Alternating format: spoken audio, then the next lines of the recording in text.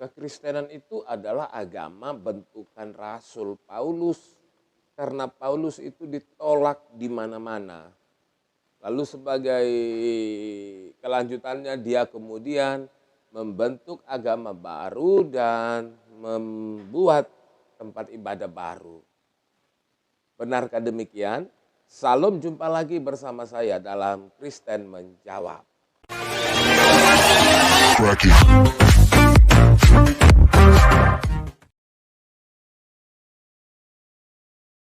Dan untuk perkembangan channel ini jangan lupa tekan subscribe, komen, like, dan share. Sebelum saya menanggapi video ini, mari kita terlebih dahulu menyaksikan tayangan video berikut ini. Kisah Para Rasul 22 ayat 22. Rakyat mendengar Paulus, ya. Rakyat mendengarkan Paulus sambil berkata dan berteriak kepada Paulus, "Enyahlah orang ini dari muka bumi, ia tidak layak hidup." Coba baca itu kitab Anda. Jadi akhirnya Paulus ini memisahkan diri ke daerah Antioquia.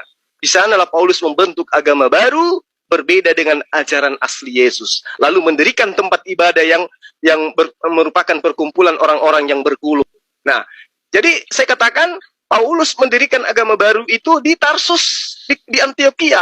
Itulah agama Kristen. Dan itu bukan ajaran yang diajarkan oleh Yesus. Yesus mengajarkan ajaran Taurat, tidak boleh dihilangkan sebelum langit dan bumi ini lenyap. Itu ajaran Yesus.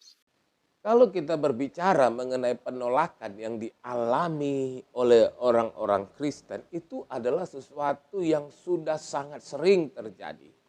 Bahkan Alkitab mencatat Yesus sendiri pun mengalami penolakan dari orang-orang Yahudi. Mengapa Yesus ditolak oleh orang-orang Yahudi? Penyebabnya adalah karena Yesus mengajarkan ajaran yang berbeda dengan ajaran yang sudah ada pada saat itu. Ajaran Yesus itu tidak sama dengan ajaran Taurat, tetapi ada Taurat juga di dalam pengajaran Yesus. Kok bisa? Ya itulah yang membuat kemudian orang-orang Yahudi menolak dan membenci Yesus. Mari kita lihat beberapa ayat Alkitab yang menunjukkan bahwa Yesus itu ditolak oleh orang Yahudi. Pertama-tama kita lihat dulu dari Matius 14 ayat 53 sampai 58. Di situ ada Yesus ditolak di Nazaret. Saya baca ayat 57-nya. Lalu mereka kecewa dan menolak dia. Maka Yesus berkata kepada mereka, seorang nabi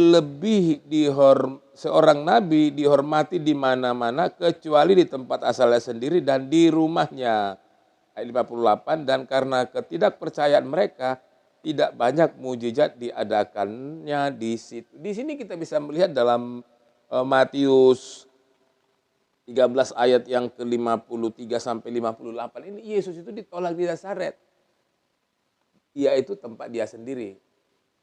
Dia ditolak. Lalu kita melihat kembali di dalam Yohanes 10. Yohanes 10 ayat 31 dikatakan seperti ini.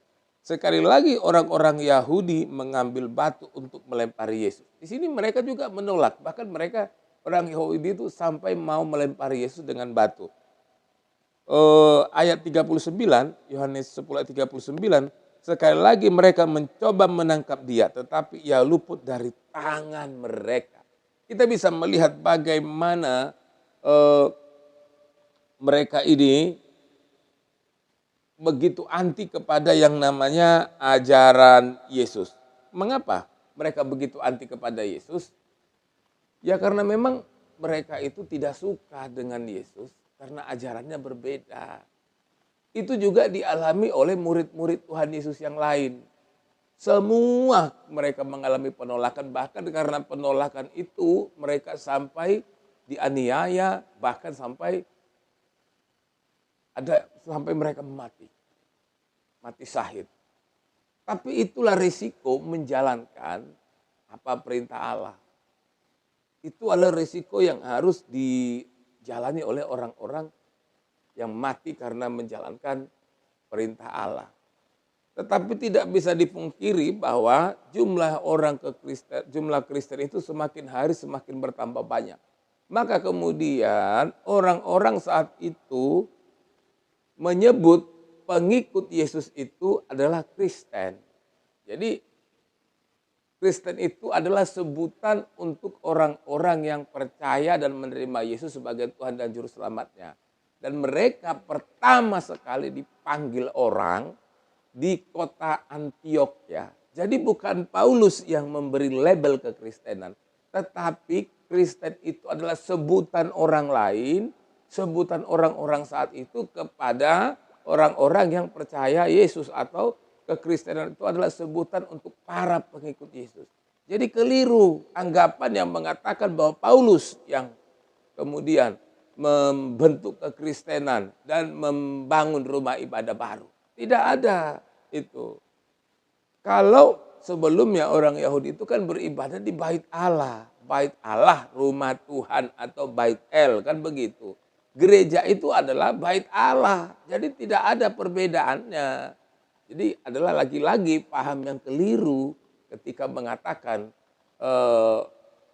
gereja itu adalah rumah ibadah bentukan Paulus. Pada prinsipnya orang Kristen itu berdoa di mana saja bisa.